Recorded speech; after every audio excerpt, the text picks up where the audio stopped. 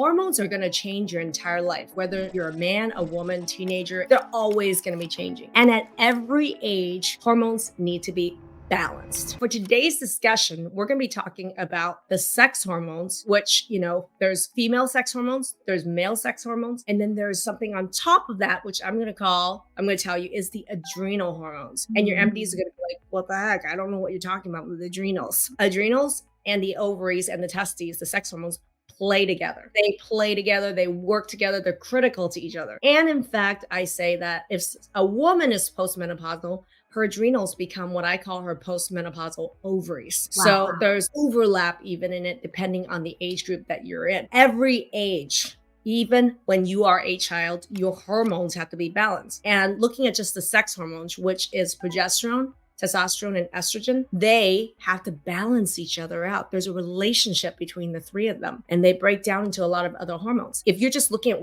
each of them in a box and saying, are they in the right range? You're missing the boat, and your doctors are missing the boat. If you're lucky to get tested, what we find is at every age, tons of physical symptoms are associated with 1, 2, 3 of those hormones completely out of whack, and that's the sex hormones. When we're going through our hormone masterclass, there is what I love about the hormone masterclass is that people come in and they have this centralized view that they want to look at their hormones and we're going to prescribe hormones and that's going to be the end of it. They come to find out is that it's so much bigger than that because, like you said, it's not just the individualized hormone that we need to look at. It's the patterns, it's the interplay, it's the relationship between the hormones. And then when you add that whole adrenal component on top of it and how adrenals play with everything else, that's a whole other thing. What I often find is during the class, not only are people learning from their own reviews, there's aha moments after aha moments as we start bringing in other people's reviews and we all get to experience that together. Well, and here's the thing. I mean, I'm just going to have a front and center reminder here, which is we're starting our next cohort of my Hormone Masterclass. And we just started a new benefit in my Hormone Masterclass, which is if you're residing in the US and you need to work with us to get a prescription and the right prescription for hormones, that's something that we have now added as a new inclusion in my Hormone Masterclass when you work with us over the 6-month time frame that we help you master balancing your hormones. That being said, let's go over what are some of the more common and uncommon symptoms of hormone imbalance. And we're going to use right now, for sake of just focusing on one age group, let's say women between the age of 35 and 55.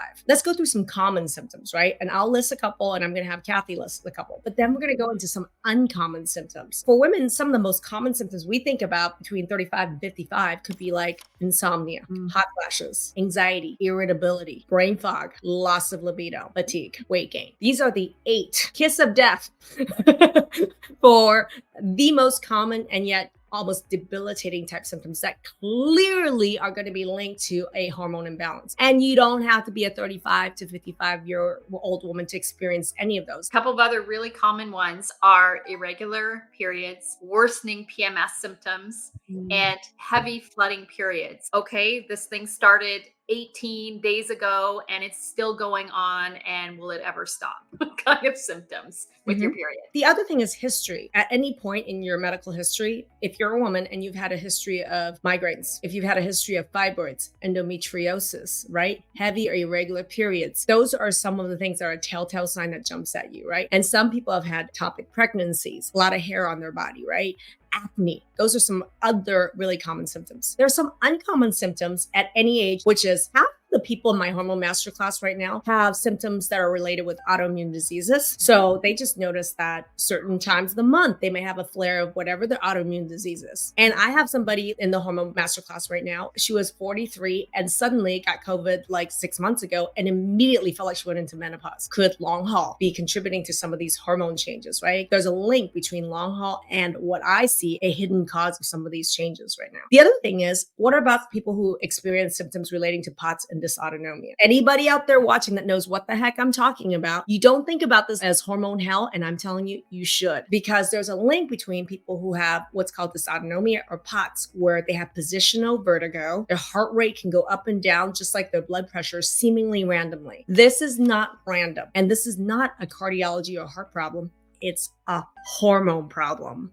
And it's a very unusual way that hormone imbalances show up. But when you have that problem, you're being sent to all the wrong people. And the underlying root cause of that problem is really hormones, right? And then number 3 is people with gut symptoms. How many people are starting to have digestion problems like constipation, bloating, gas, diarrhea, irritable bowel, worsening allergies and reactions to food. And it's like, oh, wow, I kind of just went into menopause and all of a sudden I'm reacting to more and more foods. And now I'm thinking about whether I have mast cell or histamine intolerance. Well, mast cell and histamine intolerance, whether it's in a man or woman, typically correlates with the time when someone's going through a major hormone shift. That's another diagnosis and symptom that's linked with hormone imbalances. How many people have walked into their doctor's office looking for help with hormones and they get prescribed an antidepressant?